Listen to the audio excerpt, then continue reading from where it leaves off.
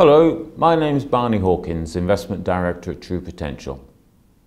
So the Brexit saga continues. March 29th, the appointed day for the UK to leave the European Union, came and went, and it looks like the second deadline of April 12th is also going to pass without event. How this constitutional chaos will eventually pan out and with what casualties remains anyone's guess.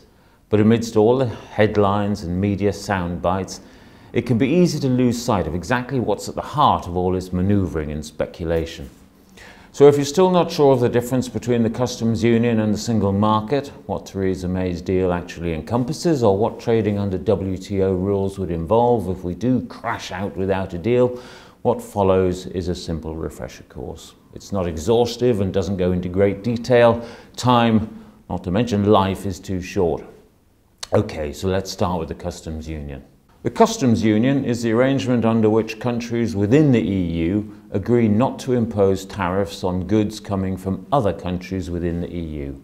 All countries in the union agree to impose the same tariffs on goods and services coming from countries outside the union, and countries are forbidden from striking their own deals with countries outside the union. So the customs union governs the terms under which all EU countries trade with each other and with other non-members like the United States. This is different from the single market. The single market allows the unimpeded movement of goods, services, money and people from country to country within the European Union. It also applies many common rules and standards. A UK company can sell as easily to a customer in Barcelona as it can to a customer based in Birmingham. Any money it makes in Spain can be brought back to the UK, and if it wants to set up an operation on the continent or send people out there, it's free to do so. And of course the reverse applies. European companies are free to trade with UK customers and set up operations in this country. So why leave this cosy arrangement? Well, arguably it's just a bit too cosy. International trade is a competitive business. If you're not moving forward, you're falling behind.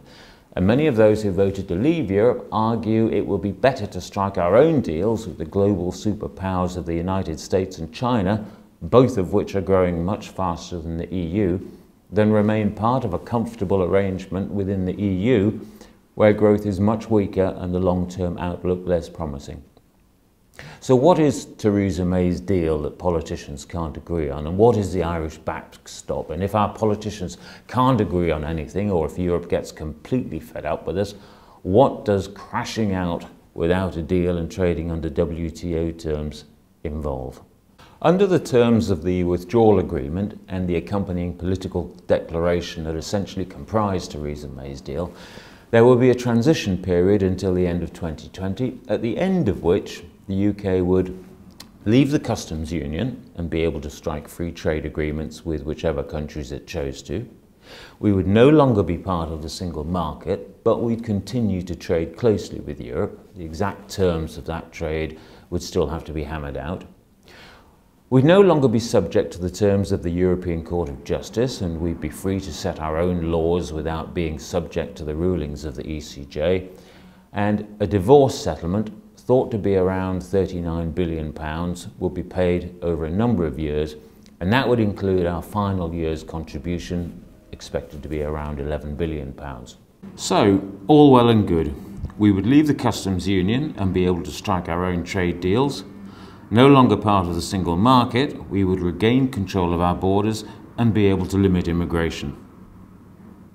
The tricky bit is that Northern Ireland, as part of the UK, will be out of Europe, while the Republic of Ireland would continue to be part of Europe. At the moment, there's no hard border between the two countries, both of which are part of the EU. But post-Brexit, Ireland would continue to be part of Europe, while Northern Ireland will be outside the EU. In order to ensure there would be no hard border between the Republic of Ireland within Europe and Northern Ireland outside Europe, the withdrawal agreement contains a provision that in the event of no long-term trade deal being agreed by the end of 2020 that avoids a hard border between Northern Ireland and the Republic of Ireland, then a single customs territory, a customs union, would come into force. Northern Ireland would then be in a deeper customs union with the EU than the rest of the UK, and it would be more closely aligned with the rules and regulations of the EU than the rest of the UK. This is the Irish backstop. And the UK would not be able to leave independently, but only with the approval of the EU. If there was no agreement by the end of 2020, we would in effect remain within the EU, but without a voice until such time as the EU gave us permission to leave. So that's what all the wrangling is about. This is what many of the objectors to Theresa May's deal find unacceptable, and this remains the principal sticking point. If we can't reach an agreement, or if the EU finally run out of patience and refuse to grant us a further extension to Article 50, we risk crashing out without a deal. What does this mean in practical terms? Well, the UK, along with most trading nations, is part of the World Trade Organization, the WTO, and it has a set of rules governing the trade between nations who do not have separate free trade deals set up between them. Under WTO rules, you're free to set your own tariffs, but you have to offer the same terms to all trading partners. At the moment, cars from, say, China or the US entering the EU have a WTO tariff of 10% applied to them. Some dairy goods have a 35% tariff. Under WTO rules, the UK would be free to set its own tariffs as long as it applied them to all countries equally and without favour. At the moment, 80% of our trade is tariff-free. Under proposals set out by the government, this figure would rise to 87% after Brexit. The UK already trades with a number of countries under WTO rules: the US, China, Australia, any country that we don't have a free trade agreement with. So falling back onto WTO terms wouldn't be the end of the world. However, it would be disruptive in the short term, and everyone agrees that leaving with a deal would be better. It's just setting the terms of this deal that they can't agree on. As to what will finally be agreed and by when, who knows?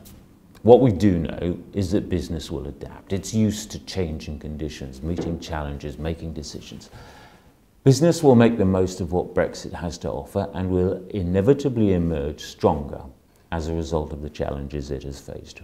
What we, as investors, have to do is to keep focused on the long term and not be afraid to take advantage of the opportunities the current uncertainty has thrown up.